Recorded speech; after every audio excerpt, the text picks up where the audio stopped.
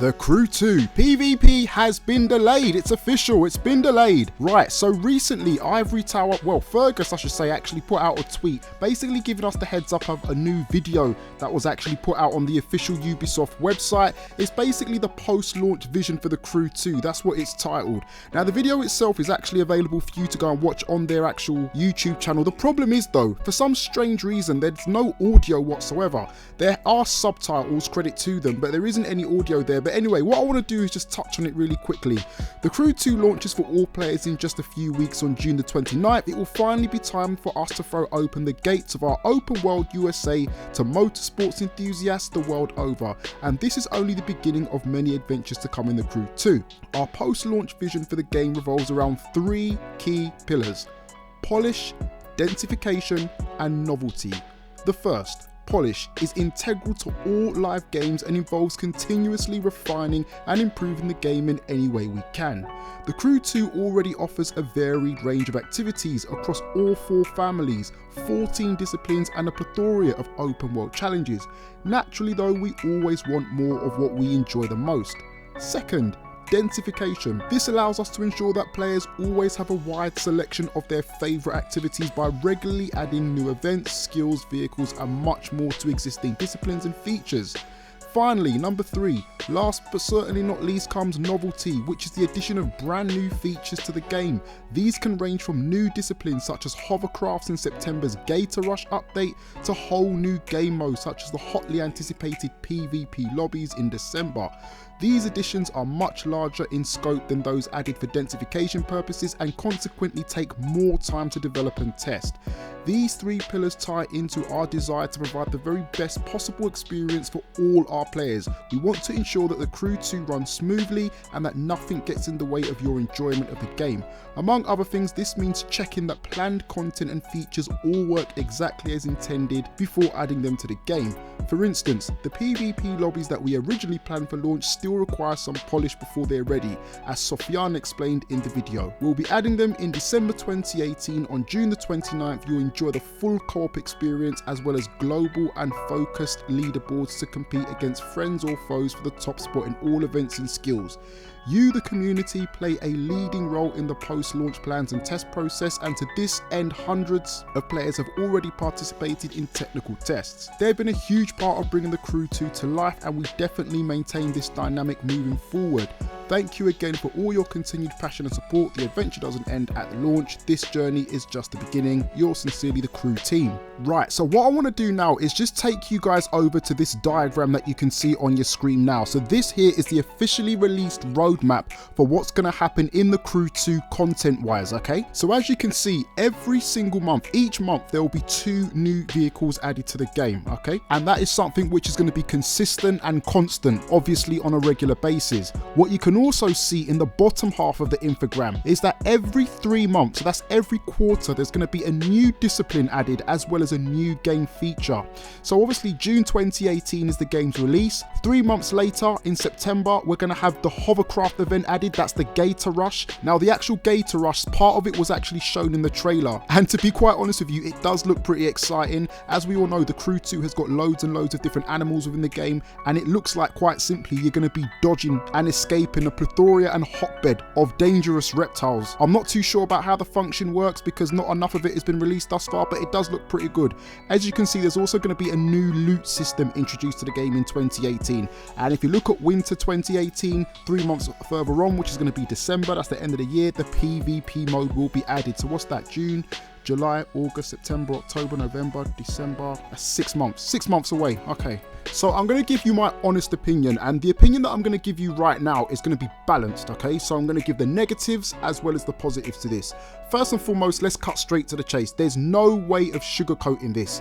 This on the surface doesn't look good. It doesn't. I can't use any words to try to defend it here. I'm not going to use the fact that I've obviously had early access to the game as a means to filter how I feel about this. Somebody did give me the information telling me that this was going to be the case a few days ago, but obviously for obvious reasons I stayed silent. I didn't broadcast it publicly because I just wanted to wait for Ivory Tower to announce it themselves. So for me, I've had a few days to get over the shock. For you guys, this is probably a slap in the face. one that has blindsided you and one that you probably weren't expecting, although the clues were there, the hints were there when they obviously mentioned last week that they had an announcement in relation to PvP this week. People were asking them during the live stream, what about PvP? What about PvP? They didn't answer it. If it was going to be in the game at launch, they would have just said it there and then and killed off any potential possible drama. So the writing was on the wall. As a consumer, as someone who's going to be paying for this game out of my own money, I fully understand, I fully empathize, and I fully get that there's going to be people who are going to look at this and say,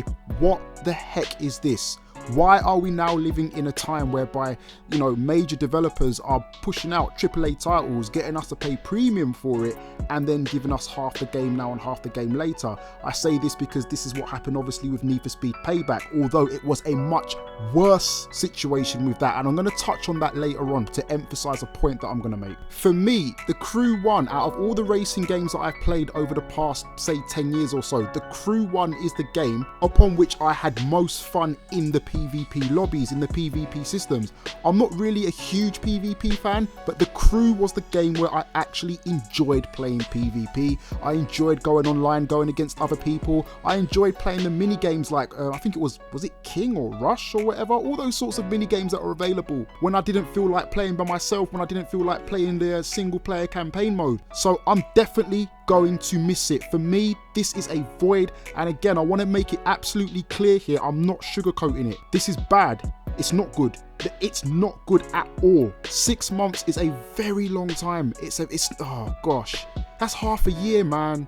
Looking at the vastness and the sheer ambition of this game, it only takes a very ignorant and foolish person to not comprehend that this is a big task. This game in itself is huge, from the size of the open world to the detail of the map, to the fact that we've now got activity happening on sky level, the fact that we've got so many different vehicle types, having to do physics for water-based vehicles, physics for air-based vehicles, physics for road vehicles, overhauling the engine sounds, implementing a character customization feature, the house features as well. Like, there's a lot going on here, so it is a huge project that cannot be forgotten and must always be remembered. But my big concern and worry is that if the quality of these monthly updates are not, well, enticing enough, if they're not engaging enough, then there's a possibility, a real fear, that it could end up similar to the first game where a lot of the player base just drops off, which I'm hoping that isn't the case. Sorry, I said monthly updates, monthly car packs and quarterly updates, apologies.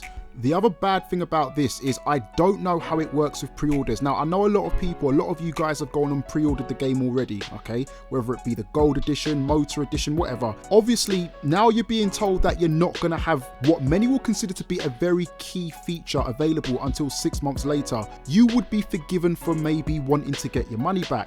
I don't know if you can get your money back on digital orders. Someone in the comments, one of you guys are going to have to let me know if that's actually possible, but I don't know if you can. If that's the case and you wanted to get your money back on the basis of this, that's not cool, man. That's not cool. This information should have been put out before the pre-orders started. So, as I said, you know, I'm being honest here. I've got to speak honestly. I'll be doing you guys a disservice if I didn't come at this from an honest standpoint. Now what I want to do is I want to twist this whole argument on its head and try to bring the positives out of it. I know you're probably annoyed. I know you're probably steaming with smoke coming out of your ears at the moment, but I need you to focus, chill, sit down, grab a drink and just listen to what I've got to say. Hear me out, okay?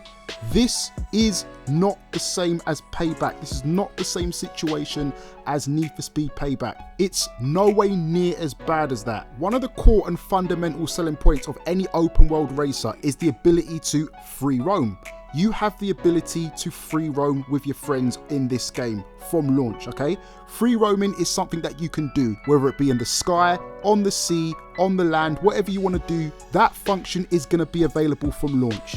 The second, and this is the most crucially important thing that I want you guys to try and grasp. Those of you who played the Crew 1 will understand this pretty well. Those of you who didn't play the Crew 1 may need to really tune in. You still have a form of multiplayer based human to human live action racing in the form of PvE co-op.